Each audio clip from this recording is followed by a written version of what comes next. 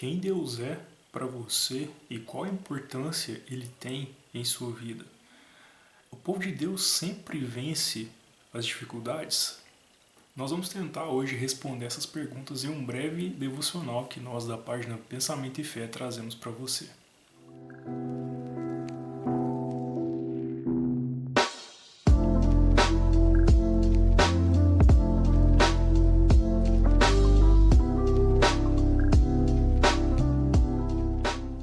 Hoje nós vamos tentar refletir acerca do que a palavra de Deus ela tem a dizer aos nossos corações, mais especificamente no livro de 1 Samuel, capítulo 4. Eu não vou fazer a leitura do texto aqui, mas vocês fiquem incentivados a ler quando vocês tiverem um tempo, para que vocês possam absorver ainda mais o conteúdo de tudo que está escrito ali naquele trecho.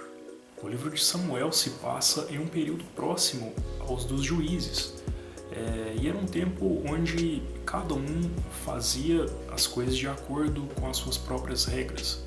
Eles seguiam o seu próprio coração, algo muito parecido com o que nós vivemos hoje. Pessoas que se distanciaram da lei do Senhor, das ordenanças de Deus, para seguir a sua própria intuição.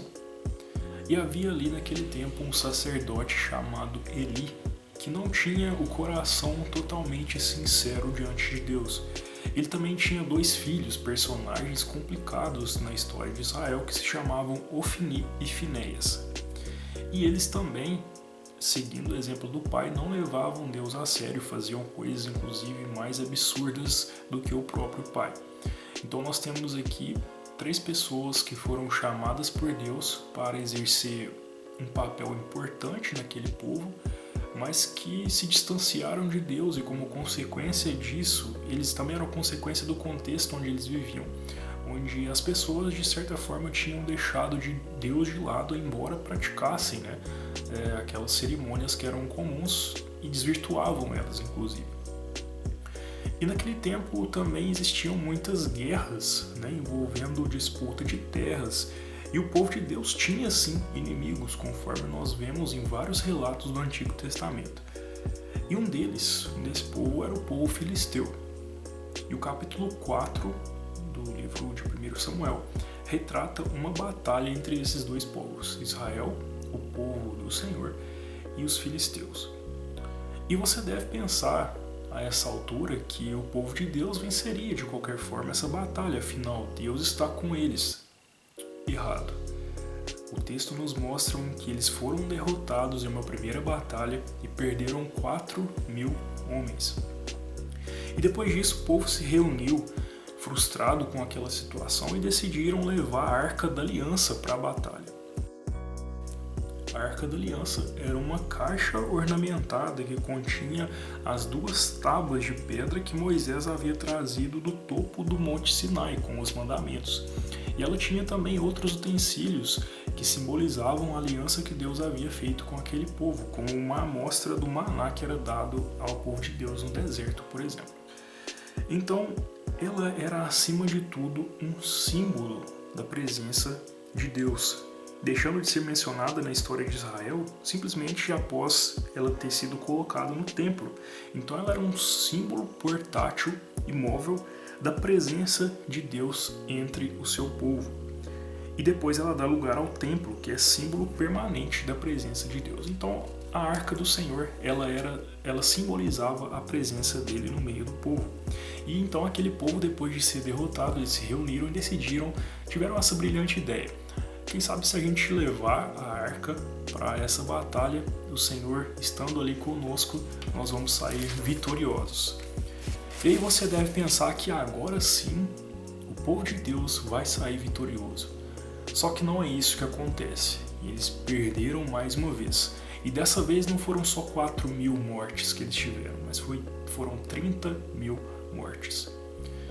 Inclusive, no meio dessas pessoas que faleceram, Ofni e Finéias também morreram, e essa morte deles tem a ver com o juízo de Deus aplicado sobre a vida deles por não considerarem o seu papel diante do Senhor e o seu papel diante do povo de Deus, desprezando as ofertas das pessoas que se achegavam para apresentar os sacrifícios diante do próprio Senhor.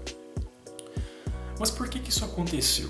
Se a arca de Deus ela estava com eles e eles foram derrotados, ainda assim, nós podemos entender que tem uma coisa errada nisso, porque inclusive no meio dessa história toda, algo pior aconteceu. Os filisteus levaram embora a própria arca, que simbolizava a presença do Senhor. E às vezes um leitor desatento, um leitor que não conhece a história geral do povo de Deus, pode se perguntar naturalmente por que Deus permitiu que esse povo fosse derrotado, se inclusive a presença dele, a arca que simbolizava a presença dele, estava junto com o povo dele. E aqui que eu chego em um ponto que eu gostaria de provocar uma reflexão em todos nós. Aquilo aconteceu porque o povo de Israel, naquele momento, quis usar o Senhor Deus para os seus próprios interesses.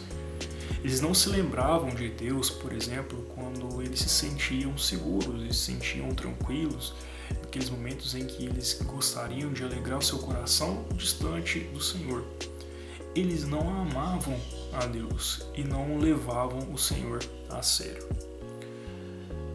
Deus não é um amuleto de sorte ou um objeto que pode ser usado conforme a nossa necessidade. Ele é sim um socorro bem presente e de fato cuida de nós, como a própria palavra deixa isso bem claro. Mas ele não quer ser tratado como um serviçal. O Senhor Deus, ele não quer ser tratado por nós como um garçom. Ele quer se relacionar conosco e ele quer e esse relacionamento requer que nós levemos a sua glória a sério. Aquele povo cometeu um pecado seríssimo, que foi de não tratar o Senhor Deus com reverência, foi não amar o Senhor Deus e foi por não considerar a presença dele como algo glorioso e digno de honra. Eles usaram a arca de Deus para o seu próprio interesse, para se sobressaírem sobre os seus inimigos, mas eles não consideravam a presença de Deus na sua vida em geral. E o texto nos ensina, na sequência, que Deus trata com desprezo aqueles que o desprezam. O decorrer da história é uma calamidade, de fato uma catástrofe, porque Eli, ao receber a notícia que a arca de Deus tinha sido levada embora e ao descobrir que seus 2 filhos haviam falecido naquela batalha, e uma cena bizarra, ele já era gordo e a Bíblia fala que ele era um homem muito gordo, inclusive porque eles pegavam a gordura dos sacrifícios para si e comiam partes dos sacrifícios que não eram para eles. E aí ele naquela situação, sentado em uma cadeira, esperando alguma notícia chegar, ele cai da sua cadeira e ali morre de uma forma vexatória. Então Deus trata com desprezo aqueles que o desprezam, mas ele também trata com amor aqueles que o temem. Isso nos leva a pensar onde o Senhor Deus ele está nos nossos planos.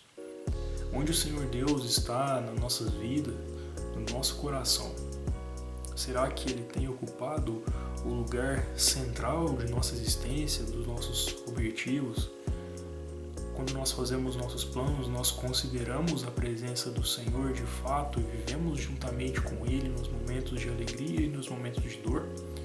Ou nós consideramos o Senhor somente como um gênio da lâmpada que está sempre disponível para atender os nossos pedidos quando nós entendermos que Ele nos é necessário?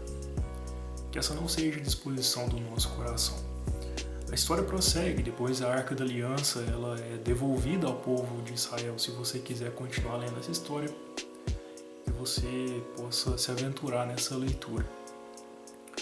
Mas fato é que aquele povo deu um belo exemplo de como nós não devemos agir diante da presença do Senhor. Que essa mensagem ela possa encontrar um espaço no nosso coração e que nós possamos temer o Senhor de fato e levá-lo a sério. Levar nossas vidas a sério, considerando o pecado como sendo algo desastroso e considerando a presença do Senhor como o bem mais importante e mais valioso da nossa alma. Que Deus te abençoe. Se você não é inscrito no canal, se inscreva, compartilhe esse vídeo com as pessoas que você quiser, deixe seu joinha e seu comentário também a respeito da sua percepção acerca deste texto. Que Deus te abençoe e até o nosso próximo vídeo.